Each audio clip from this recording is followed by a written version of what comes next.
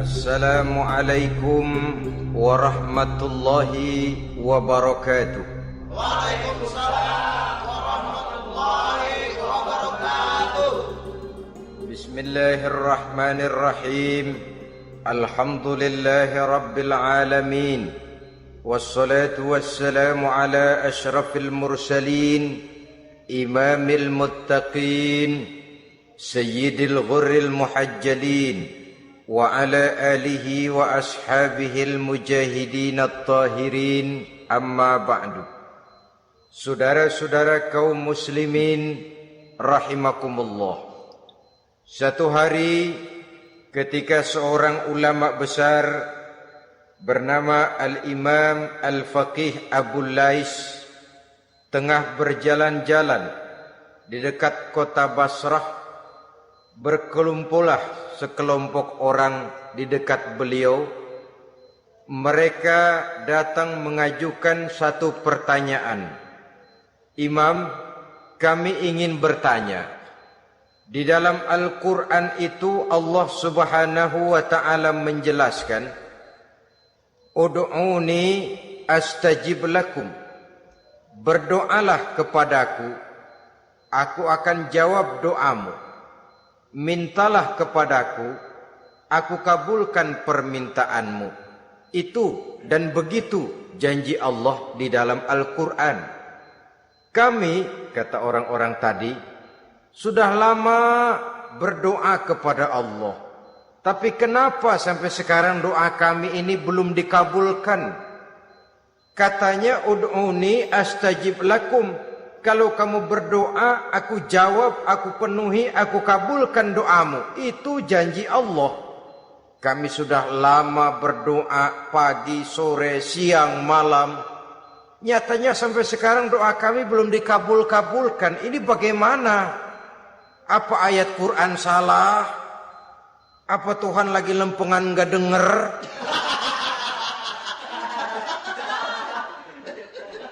Apa doa kami yang terbalik? Kelihatannya sepele saja ini. Doa tidak didengar oleh Allah. Permohonan tidak dijawab, tidak dikabulkan oleh Allah. Tapi sebenarnya kalau kita mau merenung, kemalangan apa yang paling besar dalam kehidupan ini? Selain daripada kalau permohonan dan doa kita sudah tidak dihiraukan oleh Allah. Artinya hidup sudah tidak diopeni oleh Allah. Jangankan Allah, saudara-saudara, kita nggak diopeni sama mertua saja bingung. Ini mertua diem aja, kalau saya salah apa salahnya, kalau ada yang dikepengenin apa kepengenannya, boyak ngomong kenapa diem begitu. Ini tidak diopeni oleh Allah. Kemalangan apa yang lebih malang selain daripada kalau doa tidak didengar oleh Allah? Itu sudah kemalangan yang paling malang, lebih malang dari kota Malang saya kira.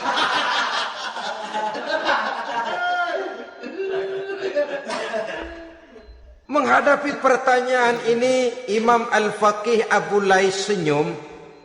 Lalu beliau berkata, tuan-tuan, tahu kenapa doa tuan-tuan tidak dijawab? Permohonan tidak dikabulkan? Allah sudah tidak memperdulikan tuan-tuan ini? Kami tidak tahu, Imam, maka kami bertanya. Begini, hati tuan-tuan itu mati. Dari hati yang mati, channel tidak nyambung kepada Allah. Dari channel yang putus tidak ada getaran strom, bagaimana akan timbul gejala? Hatimu mati, jadi pantas kalau doa tidak dikabulkan, permohonan tidak dipenuhi, doa tidak terjawab, hatimu mati. Saudara-saudara kaum muslimin, dari hati yang mati ini, getaran tidak akan sampai ke hadratullah azza wa jalla. Nah, ini juga satu penyakit yang kita sangat khawatirkan, yaitu apabila hati kita sudah mati selagi jasad masih hidup. Artinya, jadilah kita bangkai berjalan di hadapan Allah Subhanahu wa ta'ala.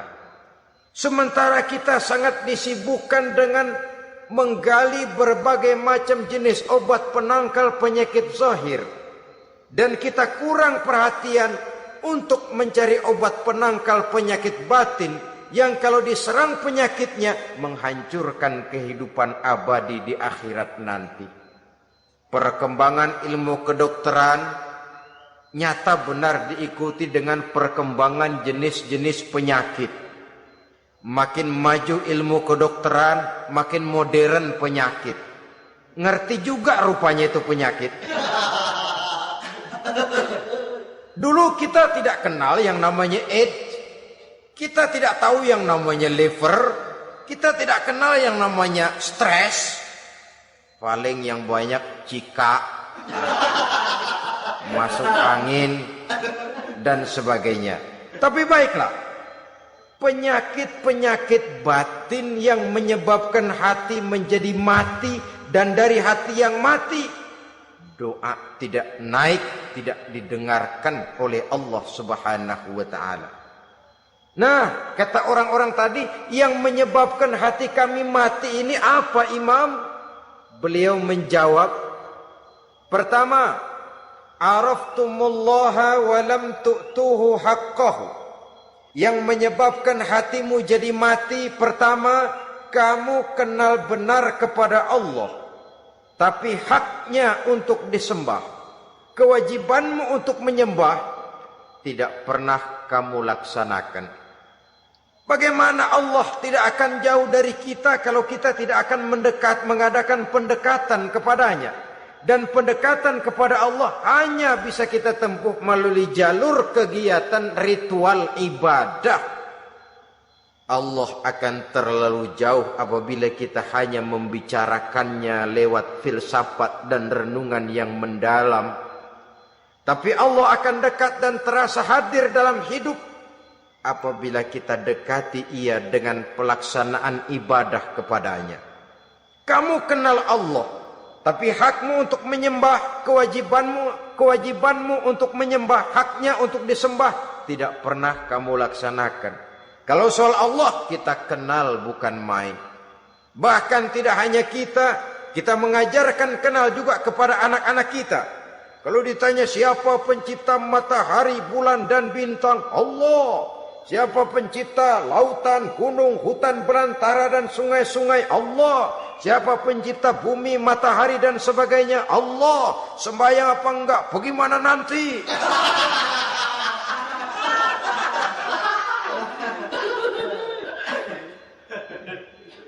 Tanpa pendekatan Allah akan jauh. Apabila Allah jauh, maka doa tidak akan didengarkan olehnya. Oleh sebab itu, logika mengajarkan kepada kita, berpayahlah dulu, wa mal ladzatu illa ba'da ta'ab, innama al usri yusra. Di balik kesulitan menunggu kemudahan. Nikmat baru akan terasa, kelezatan hidup baru akan terasa setelah kita jerih payah banting tulang peras keringat. Rasanya memang lebih nikmat sepotong singkong hasil cucuran keringat sendiri ketimbang roti dijejelin orang. Ini berarti kita ingin mohon pertolongan kepada Allah, sementara dengan Allah sendiri kita jauh. Sama saja dalam kehidupan kita analoginya, saudara-saudara. Orang tidak kenal kepada saudara, tahu-tahu jauh dari saudara, tahu-tahu datang mau minjem duit. Apa kesan saudara? Enak aja, kenal enggak, dekat enggak, datang-datang mau minjem duit. Emang duit percetakan bapak lu?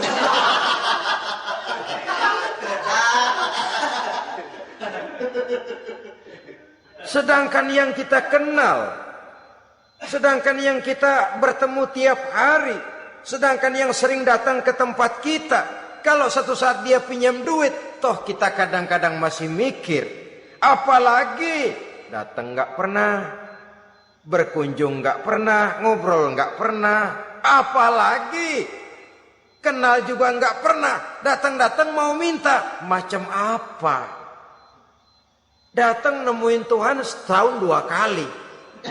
Idul Fitri, doang Idul Adha. Doa cerewet banget. Apa aja diminta.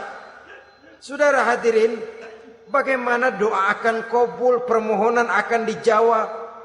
Jikalau kita jauh dari Allah, kita kenal Allah, haknya untuk disembah, kewajibannya untuk menyembah, tidak pernah kita laksanakan.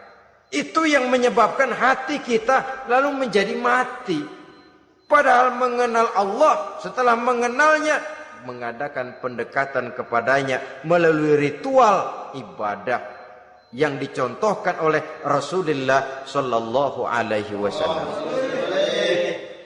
Ini hal pertama yang menyebabkan hati jadi mati. Kamu terlalu kenal Allah tapi tidak pernah menyembah kepadanya. Sama aja orang kerja kagak, habis bulan mau minta gaji. Karena kita jitak palanya. Macam apa? Kerja enggak, tahu-tahu datang mau minta gaji. Kerja dulu yang baik, habis bulan baru. Enggak diminta pun memang sudah ada jatahnya. Ibadah dulu kita kepada Allah. Soal Allah memberikan karunia kepada kita, itu hak Allah.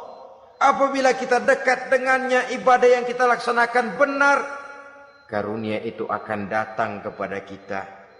Saudara-saudara, yang kedua yang menyebabkan hati jadi mati, qara'tumul Qur'an walam ta'malu bih. Kamu baca Al-Qur'an tapi ajarannya tidak pernah kamu amalkan. Kamu baca Quran tapi isinya kamu injak-injak.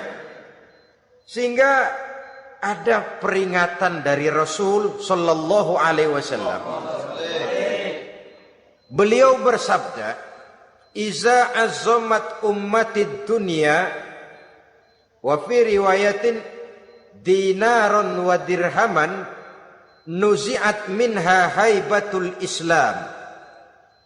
Wa iza turikatil amru bil ma'rufi wan nahyu 'anil munkari hurimat 'alaihim barakatul wahyi wa iza tasabat ummati saqatat min 'ainillah."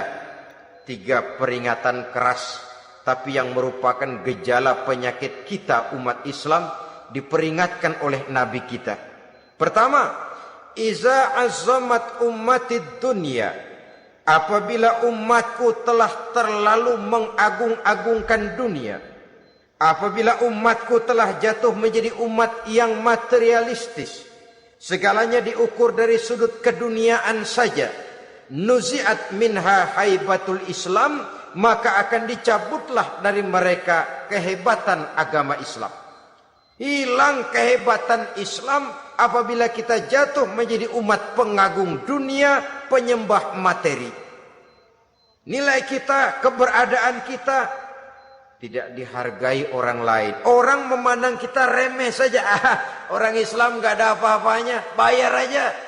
Bisa dibeli, bisa diatur, bisa dikerjain, garap saja.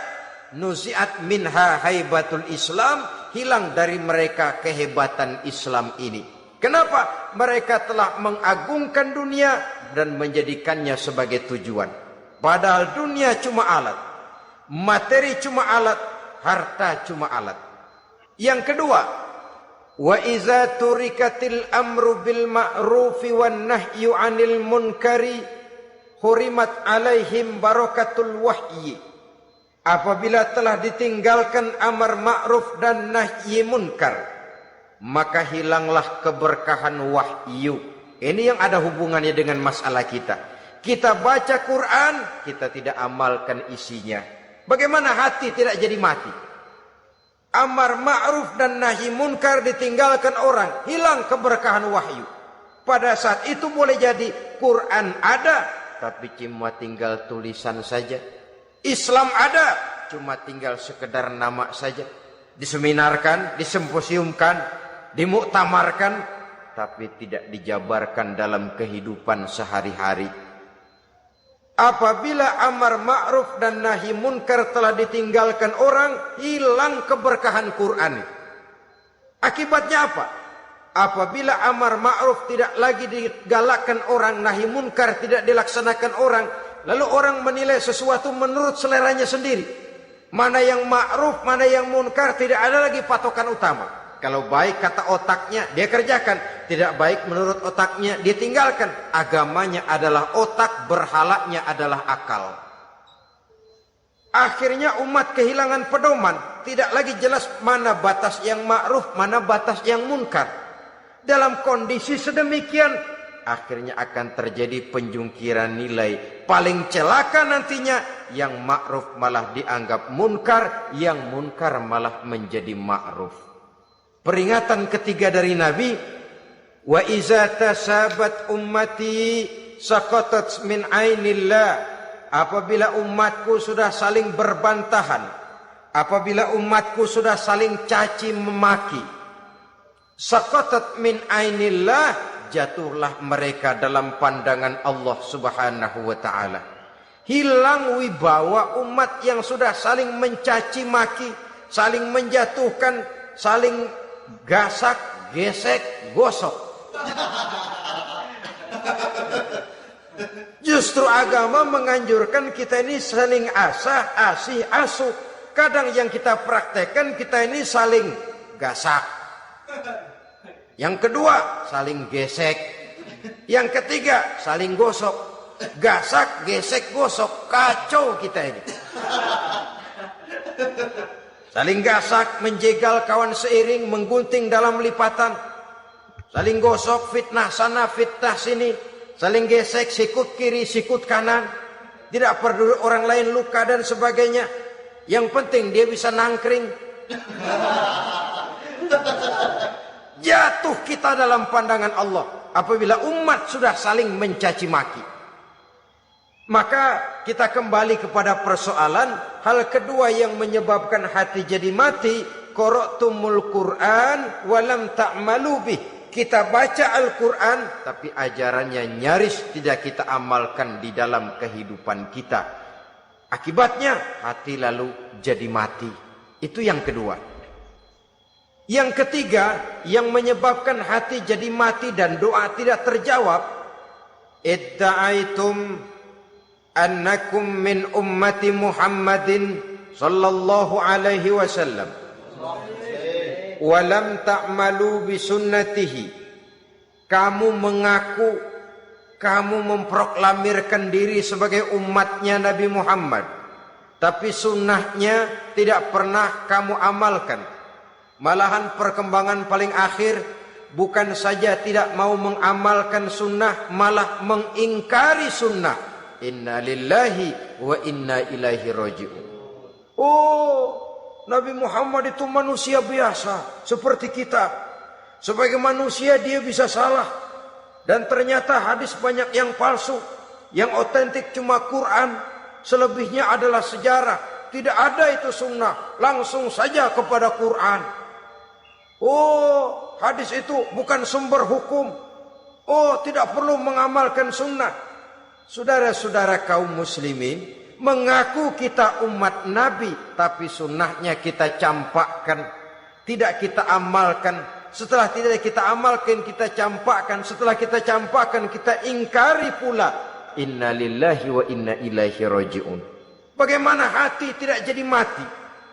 Kalau siang malam kita memproklamirkan diri sebagai umat Nabi Muhammad, sementara sunnahnya kita campakkan, kita abaikan, dan kita ingkari dia. Sunnah itu. Padahal jikalau sekarang kita mengenal Islam, jikalau kita sekarang ngerti halal haram, tahu hak batil, bisa memilah dan memilih antara yang ma'ruf dengan yang munkar, itu utamanya adalah karena jasa Nabi Muhammad SAW, yang dari generasi ke generasi dilanjutkan oleh para sahabat, oleh tabi'in, oleh tabi'it tabi'in, terus oleh para ulama-ulama sampai kepada kita sekarang ini. Walaupun beliau hanya berfungsi sebagai penyampai, tapi kepribadiannya dijadikan model oleh Allah Subhanahu wa taala di dalam kita melaksanakan kehidupan beragama. Bahwa beliau manusia seperti kita, memang dalam arti unsur biologisnya ya manusia, punya darah, punya daging, punya hati, punya perasaan, bisa sedih, bisa gembira, tetapi beliau itu termasuk basyarun la kal basyar, manusia yang tidak seperti manusia pada umumnya, punya spesifik. Dan itu wajar sebagai seorang Rasul pilihan Allah, apalagi merupakan Rasul pilihan dari sekian puluh pilihan. Bahwa jamrud itu batu memang, tapi nilainya kan berbeda dengan batu kolar.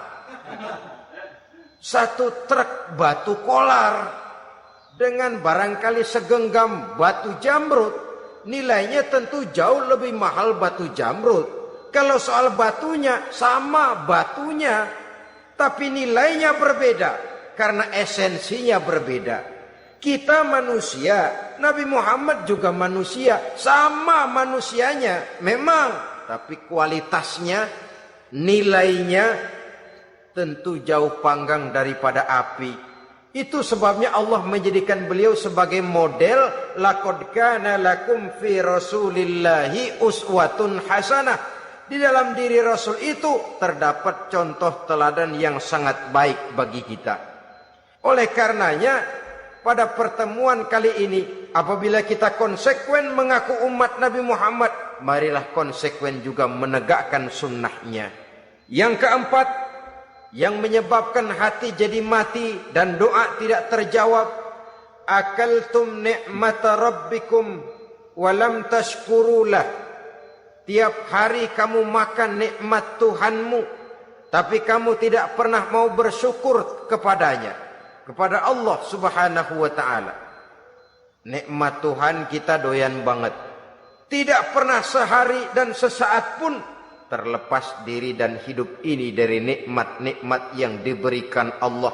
Sejak kita bangun tidur sampai tidur kembali, bahkan tidur itu sendiri, di pasar, di sawah, di kantor, dimanapun kita berada, gak pernah nikmat Allah berhenti.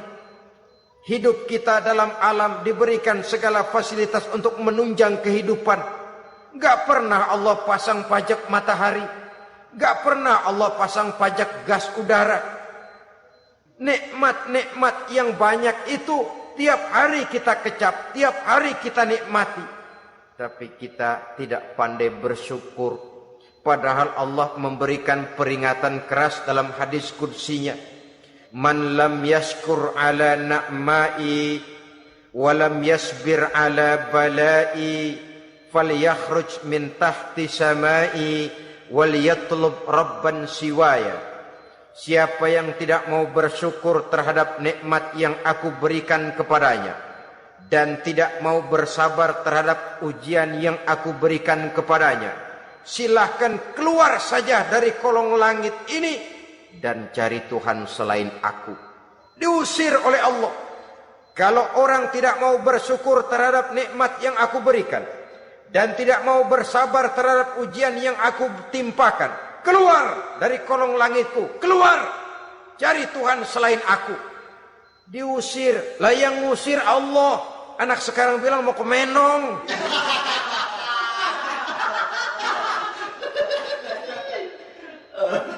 Kalau diusir kita dari Jakarta, masih bisa pindah ke Bandung. Diusir kita dari Bandung, bisa pindah ke Jogja, Solo. Diusir kita dari Indonesia, bisa pindah ke Singapura, Malaysia. Diusir dari kolong langit, mau cari langit mana lagi? Kalau kau tidak mau mensyukuri nikmatku, tidak sabar terhadap ujian yang aku berikan kepadamu, keluar saja, keluar dari kolong langitku ini, cari Tuhan selain aku. Kalau istilah kita mah Tuhan, jengkel banget udah itu. Nikmatku, nikmat yang aku berikan kau makan, tapi kepadaku engkau tidak pernah mau bersyukur. Saudara-saudara kaum muslimin rahimakumullah, wajar. Kita dulunya tidak ada, sekarang ada nikmat. Susunan biologis manusiawi kita demikian cantik, nikmat. Tinggal di bumi, fasilitas yang kita perlukan disediakan, tinggal kemampuan kita mengelolanya. Nikmat. Diberikan kita otak yang membedakan kita dengan binatang, nikmat. Diberikan kita agama, diutus para rasul untuk jadi model dalam kehidupan kita, nikmat. Kalau cara kita emang kurang apa sih? Apa yang kurang, hai manusia? Engkau tidak ada, aku adakan. Kalau aku perintahkan kau tinggal di bulan, mungkin kau tidak akan sanggup hidup. Begitu lahir juga kelepek-kelepek habis. Ya nggak ada HO2 toh di bulan, mau ngisap apa? Aku tinggalkan kau, aku perintahkan tinggal di permukaan bumi. Alamnya indah, fasilitas serba menunjang. Nikmati semuanya, semuanya untuk kamu, semuanya. Satu pintaku, syukuri nikmat yang aku berikan kepadamu. Ya bukan cuma syukur dalam ucapan, syukur dalam perbuatan. Banyak nikmat yang diterima, makin banyak dia sujud, makin banyak dia ruku, makin banyak dia mengadakan pendekatan kepada Allah. Syukur dalam artian berupa tindakan dan perbuatan, mempergunakan nikmat sesuai dengan kehendak yang memberikan nikmat itu sendiri kepada kita. Saudara-saudara kaum muslimin rahimakumullah. Ini penyakit yang keempat. Kamu makan nikmat Tuhanmu, tapi kamu tidak pernah pandai bersyukur kepadanya. Mensyukuri nikmat yang diberikan tadi. Bagaimana hati tidak jadi mati? Kita sibuk mempersolek jasmani, mencari obat penangkal penyakit zahir.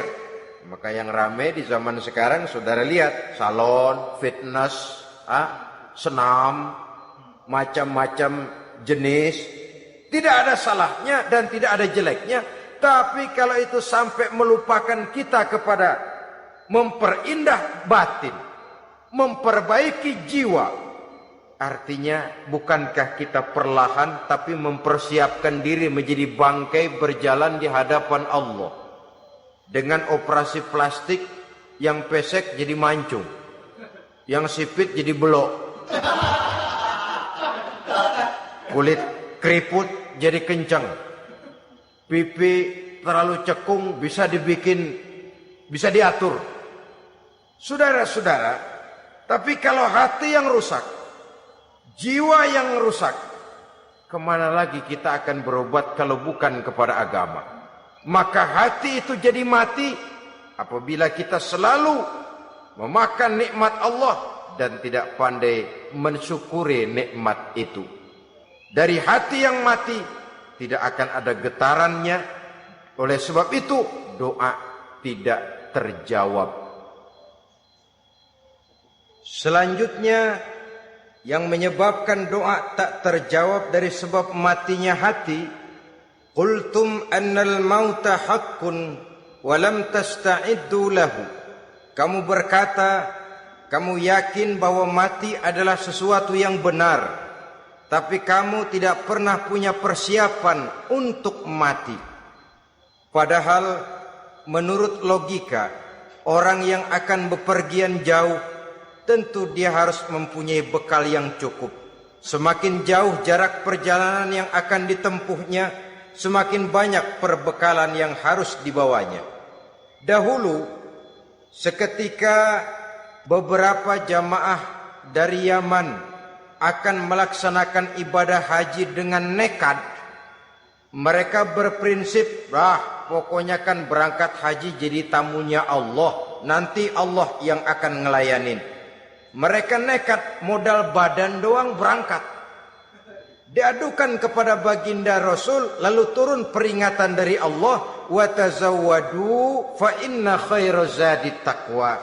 Jangan begitu, bawa bekal. Sesungguhnya bekal yang paling baik adalah takwa. Bahwa berangkat dengan bekal takwa itu bekal yang paling utama. Tapi bekal-bekal yang lain pun jangan diabaikan. Kalau kita akan berangkat untuk tujuan yang baik, bekal yang paling utama memang takwa. Tapi tidak berarti harus mengabaikan bekal-bekal yang lain. Begitulah, semakin jauh perjalanan yang akan kita tempuh, semakin banyak bekal yang harus kita hadapi. Kalau saudara mau pergi ke Surabaya, tidak membawa bekal kemudian berani berangkat, rasanya sih saya pikir itu bukan berani, nekat namanya. Sama saja orang belum pernah sembahyang mati. Nekat tuh orang. Berani amat.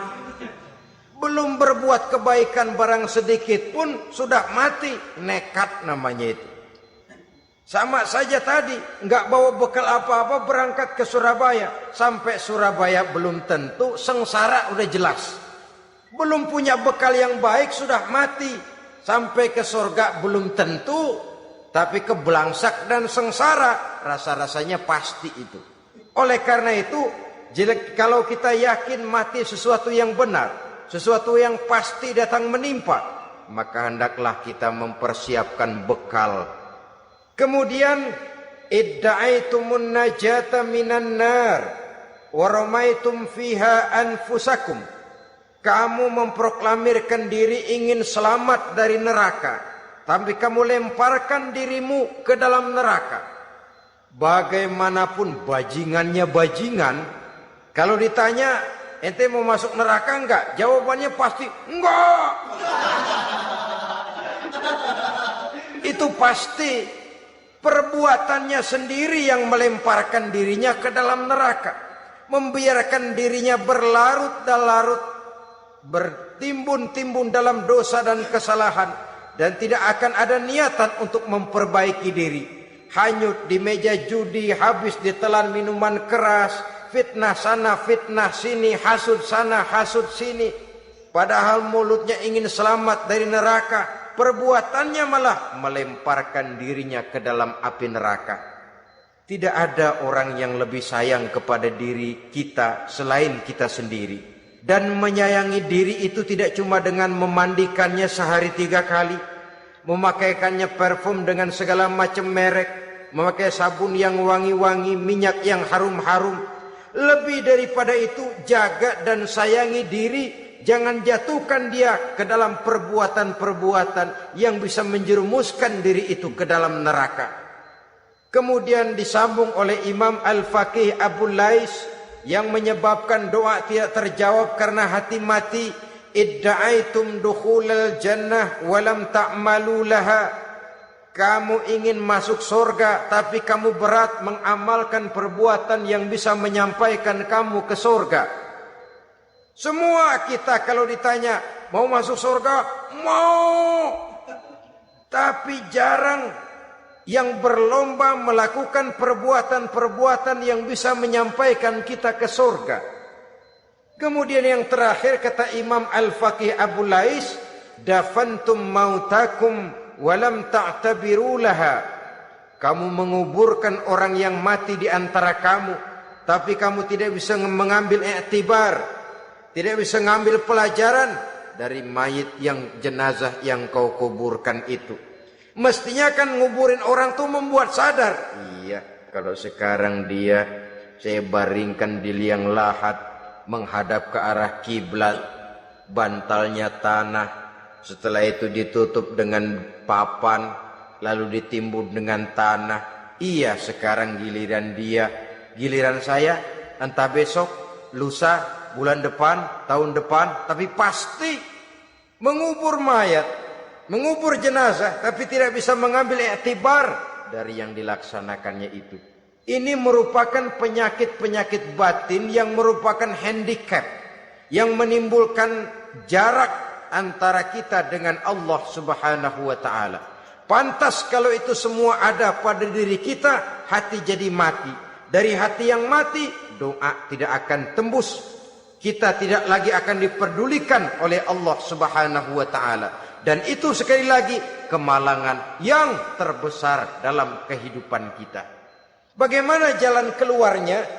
Pertama, memperbaiki batin kita, menyelamatkan diri daripada penyakit-penyakit yang bisa mematikan hati seperti yang sudah saya sebutkan tadi. Yang kedua, berdoa dengan adab. Sehingga tata cara di dalam kita bermohon kepada Allah Subhanahu wa taala dibicarakan secara khusus oleh Al-Imamul Ghazali dalam kitab Ihya beliau yang disebut adabud doa. Adab di dalam kita melaksanakan doa kepada Allah Subhanahu wa taala. Setelah batin ini bersih dari penyakit-penyakit hati yang bisa menyebabkan hati jadi mati, berdoalah kita kepada Allah. Bagaimana adabnya? Kata Imamul Ghazali rahimahullah, yang pertama hendaklah ia di dalam berdoa itu memilih waktu yang mulia. Minal awqatis syarifah, kata beliau. Memilih waktu-waktu yang punya nilai mulia. Ramadan dalam 1 tahun, Jumat dalam tiap minggu, sepertiga malam yang akhir pada setiap hari. Waktu-waktu yang punya nilai mulia.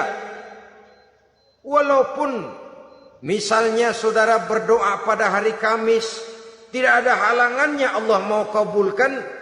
Ini tidak berarti bahwa kalau sudah berdoa hari Jumat lalu hari Kamis tidak mau berdoa, tidak. Lebih memilih mengintai waktu-waktu yang punya nilai mulia. Lailatul Qadar sekali dalam setahun. Waktu-waktu yang punya nilai mulia. Logikanya begini saudara-saudara. Kalau kita datang ke rumah seseorang, tujuan utama kita minjem duit, yang paling pertama kita perhitungkan tanggal berapa nih? Kan itu toh. Tanggal berapa? Kalau tanggal 20 atuh minjem duit. Orang lagi ngap-ngapan. Boro-boro dia bisa minjemin, dia sendiri mungkin lagi pusing. Kita lebih dulu kita amatin tanggal berapa nih? Yang enak sore apa siang? Jam 2. Jam 2 dia baru pulang dari kantor, tapi giliran tidur. Kalau dia tidur dibangunin datang mau minjem duit, kagak dimaki-maki sudah kebagusan deh. Kan kita lihat waktunya, timingnya kata orang sekarang. Tanggal berapa, sore apa malam, apalagi gulam apa terang bulan. Itu semua sudah kita atur sedemikian rupa, memilih waktu. Yang kedua kata Imamul Ghazali, memilih keadaan yang istimewa. Kalau tadi soal waktu, yang kedua soal keadaan. Ada situasi-situasi di mana doa itu diijabah oleh Allah Subhanahu wa taala. Di antaranya kata Imam Abi Hurairah, "Inda zahbi sufuf fi sabilillah." Pada waktu mengatur barisan perang membela agama, di situ doa kabul. Inda nuzulil ghais, ketika turun gerimis, di situ doa makbul. Inda iqamis shalah, ketika salat mau didirikan, riwayat lain bainal azan wal iqamah, antara azan dan qomat, di situ doa makbul. Itu memilih keadaan-keadaan. Kemudian yang ketiga kata beliau, berdoa menghadap kiblat. Ya, apa kalau doa madhab mudik Tuhan kagak tahu? Tahu. Tuhan gak dengar? Dengar. Cuma lebih etis. Lebih etis kalau kita berdoa menghadap ke arah kiblat. Saudara-saudara kaum muslimin rahimakumullah. Yang keempat, hifdzus shaut, menyederhanakan suara. Tidak terlalu keras, juga tidak terdengar orang lain, apalagi kalau doa kita diaminkan oleh orang lain. Tidak usah terlalu keras. Kenapa? Karena Allah yang kita meminta kepadanya bukan zat yang tuli, bukan zat yang buta, bukan zat yang tidak dengar, bahkan Dia Maha dengar. Juga tidak terlalu seperti orang berbisik-bisik, apalagi kalau doanya doa bersama-sama. Tapi kadang-kadang terdorong oleh husnuzon dari para makmum saja. Tidak peduli apa yang dibaca oleh imam, yang kedengaran cuma amin aja gerengan. Amin, amin, amin, amin, amin, amin.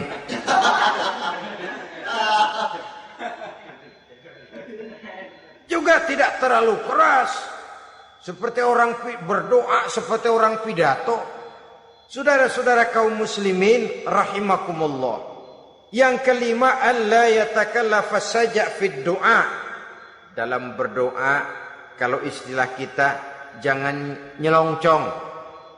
Saja' suja' ini menunjukkan sikap berani kepada Allah. Misalnya ada orang berdoa, ya Allah ampunilah saya kalau engkau mau. Kalau Allah mau.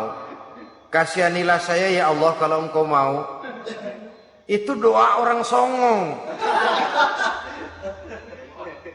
Atau sama saja, ya Allah berilah saya rezeki dikit aja.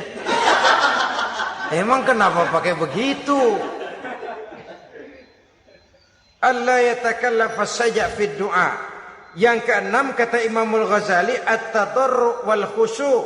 Dengan tadarru' dan khusyuk, dengan sikap tawadu, benar-benar ya seperti kita lah kalau datang memang menghajatkan pertolongan dari seseorang, segala action kita atur supaya hajat kita itu kabul, kan begitu.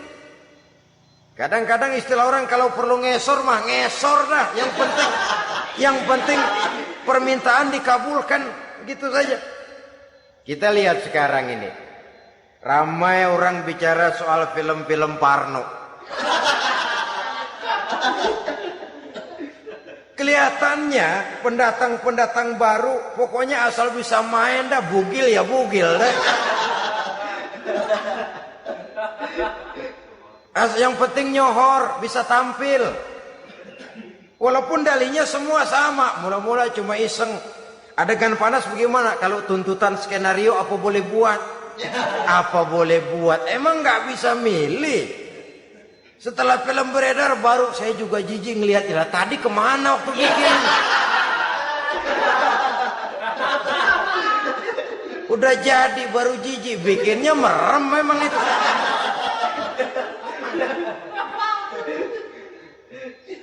Tapi ada satu analogi, asal bisa main, asal bisa tampil di layar, apa saja jadi taruhan sudah. Bugil ya bugil dah, nggak soal dah. Pokoknya bisa main, tampil, nyohor, masuk koran. Udah seperti kata-kata orang Arab, bul ala zamzam fatu'raf. Kalau pengen terkenal kencingin sumur Zamzam. Artinya apa? Bikin yang aneh-aneh, yang orang nggak kerjain, ntar ngetop. Yang ngetop lempengan jeleknya. Sumur Zamzam dikencingin, kan nyohor itu. Sedunia orang kenal.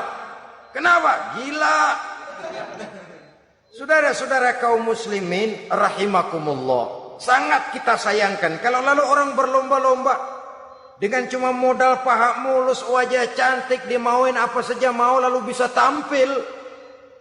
Akibatnya yang jadi korban adalah anak-anak kita. Disuguhi tontonan-tontonan yang meracuni jiwa mereka. Walaupun akibatnya barangkali ya lain, seperti band orkes dengan film memang akibatnya tidak langsung ya. Kalau band orkes akibatnya langsung, dia bisa berantem di tempat lokasi. Film orang nonton tahu dia di tempat itu, bukan di tempat itu dia praktek, pulang jadi pikiran dia. Tadi serem ya, ntar kalau udah kesempatan kita praktek. Ntar ngancemnya itu yang gak enak. Tapi yang saya analogkan dengan persoalan kita, tingkah pola artis apapun dilakukan asal bisa main. Nah itu tuh, asal dapat kesempatan acting. Dalihnya ya tuntutan skenario lah, iseng lah, macem-macem lah. Tapi yang jelas satu target, saya harus dapat kesempatan main. Untuk sampai ke situ cara apa saja harus saya tempuh. Tidak peduli harus menginjak-injak norma dan budaya bangsa yang luhur. Tidak peduli harus bertentangan dengan kaidah agama. Tidak peduli hasilnya meracuni umat masyarakat, terutama generasi muda. Yang penting kan ngetop. Saudara-saudara, baiklah ya, itu soal lain. Tapi soal kita ialah at-tadarru wal khusyu'. Bermohon kepada Allah dengan tadarru', khusyuk dan tawadu. Seperti kalau kita mau bermohon kepada seseorang, kita malah merendahkan diri. Pak, saya memang orang gak mampu pak. Utang saya udah selebar kampung pak. Anak udah 16 seperempat. Apa saja kita meratap, menghibah, mengeluh, merintih. Ujungnya kan, yang penting gue minjem duit dapet dah. Gitu. Apa kayak diomongin, pokoknya pulang bawa duit, itu saja. Itu strategi manusiawi. Kalau ini kita adakan konteks, oh iya, kepada Allah lebih lagi kita tadarruk, khusyuk, tawadhu. Doa dengan tawadhu, sebab kita akan bermohon kepada yang serba maha. Menghadap ke arah kiblat, duduk bertafakur dengan khusyuk, tawadhu. Jangan doa sembari tolak pinggang.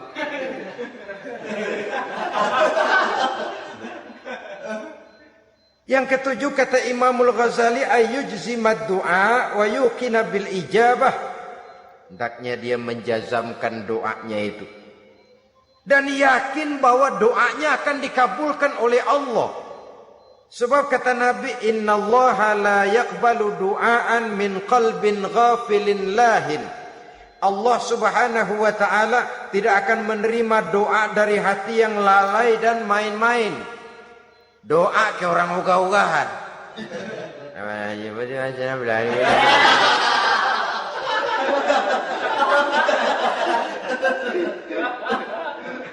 Kali malaikat nyongok dong, lu minta apa lu?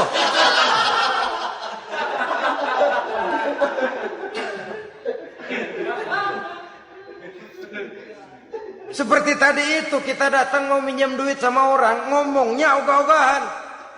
Minjem duit dikasih syukur enggak, ya udah. Ya enggak dah, enggak dikasih sudah. Kenapa? Mintanya begitu.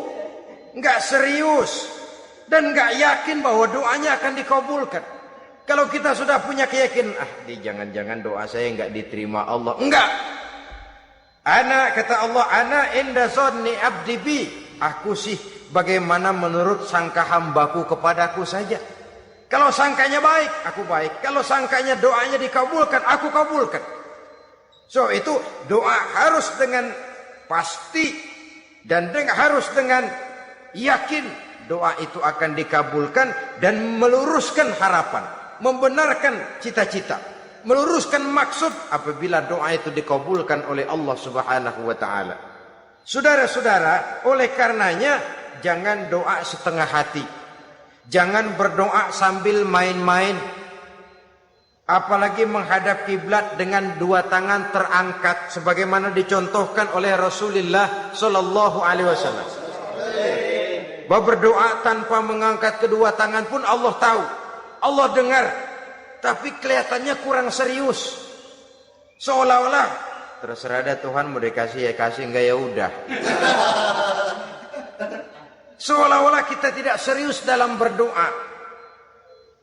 Kemudian yang berikutnya kata Imamul Ghazali, ayyaftataha du'a bi dzikrillah fala yabda'u bi su'al. Hendaknya dia mulai berdoa itu dengan menyebut nama Allah, berzikir kepada Allah, fala yabda'u bi su'al, jangan langsung memulai dengan permintaan. Ini tata krama etisnya. Sama juga orang kirim surat, salam sejahtera kami haturkan, padahal mah nggak ada itu juga nggak apa-apa. Itu kan maksud mukaddimah saja. Besar harapan kami semoga Bapak dan keluarga di sini pun berada dalam keadaan sehat walafiat. Selanjutnya kami telah dengar dari berbagai teman tentang kedermawanan Bapak, tentang bantuan Bapak di berbagai bidang yang menyangkut sosial pendidikan. Sehubungan dengan itu maka kami bermaksud mengajukan permohonan. Baru masuk itu mah 15 kalimat kesonoin, urusan lain. Intinya sehubungan dengan itu kami bermaksud memohon kepada Bapak. Kita mulai, salam sejahtera kami haturkan, bersama ini pula kami, macam-macam lah.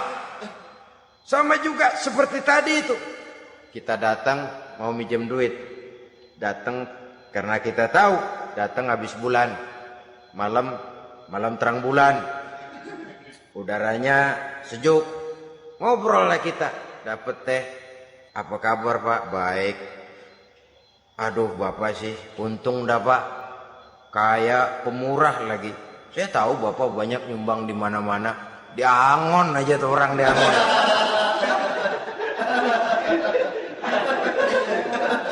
Kira-kira udah mau telap aja baru dikedat.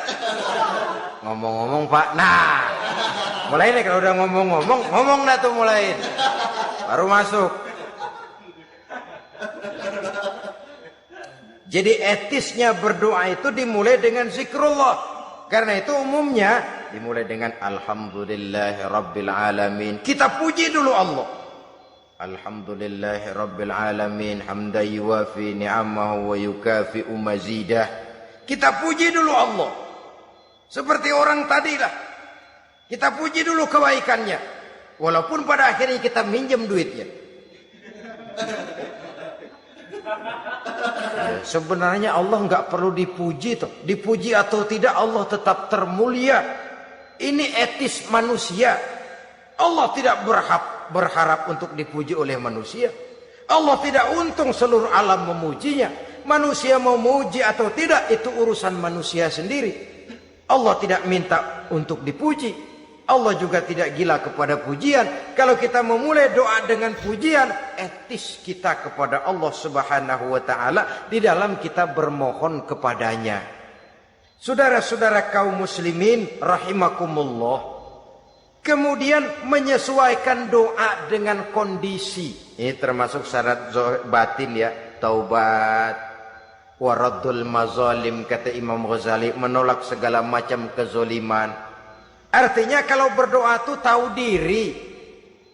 Kalau gaji kita sebulan 700 atau 800 900 ribu, berdoa minta rezeki 1 juta, itu tahu diri namanya. Kan cuman kurang 100 ribu. Ya, kalau kerja kagak minta gajian 1 juta. Pengen doa dikabulkan, rasanya secara etis nggak tahu diri orang berdoa seperti itu. Orang datang mau minta duit, mau pinjam duit kepada kita, kan kita lihat kira-kira mampu ngembaliin nggak nih orang. Kita lihat, kita evaluasi kemungkinannya. Lalu si yang minjem tentu tahu diri. Kalau memang kekuatannya ngembaliin tidak seperti kekuatannya mulangin, hendaknya dia timbang rasa. Begitu juga kepada kita etisnya kepada Allah Subhanahu wa taala. Tahu diri, menyesuaikan doa dengan keadaan. Kalau tidak ada gap terlalu jauh panggang daripada api, nanti nasibnya bagai si pungguk merindukan bulan. Apabila adab-adab di dalam berdoa ini kita perhatikan, sejak dia dari adab yang zahir sampai kepada adab yang batin, kemudian penyakit-penyakit yang membuat hati itu jadi mati, maka insya Allah doa kita dijabah oleh Allah Subhanahu wa taala. Dalam Al-Baqarah ayat 186 Allah Subhanahu wa taala menjelaskan, wa iza sa'alaka ibadi anni fa inni qarib ujibu da'watad da'i iza da'ani falyastajibu li wal yu'minu bi la'allahum yarshudun. Apabila hambaku bertanya kepadamu Muhammad tentang aku, kata Allah, fa inni qarib, katakan kepadanya aku dekat sekali dengan mereka. Ujibu da'watad da'i iza da'ani, aku akan jawab, aku kabulkan permohonan orang-orang yang berdoa kepadaku.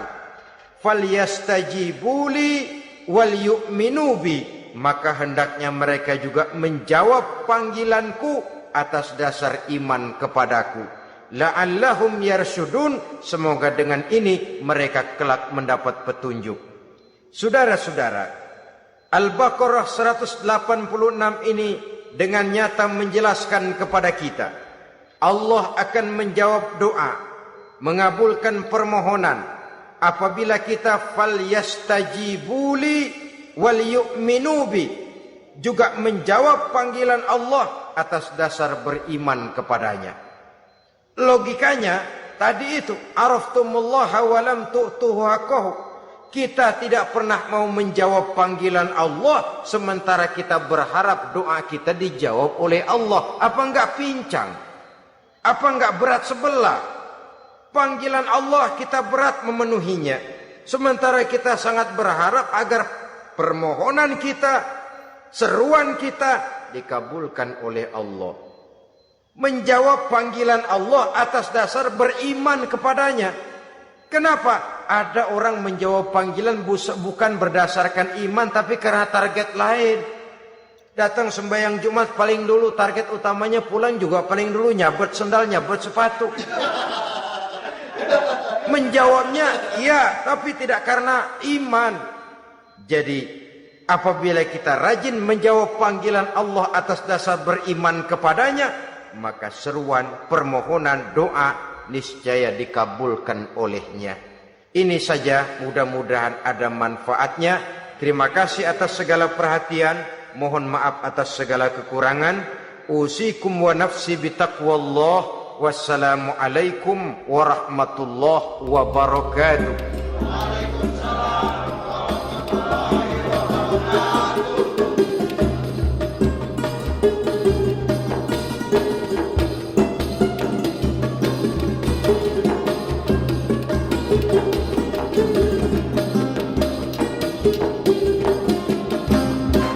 Thank you.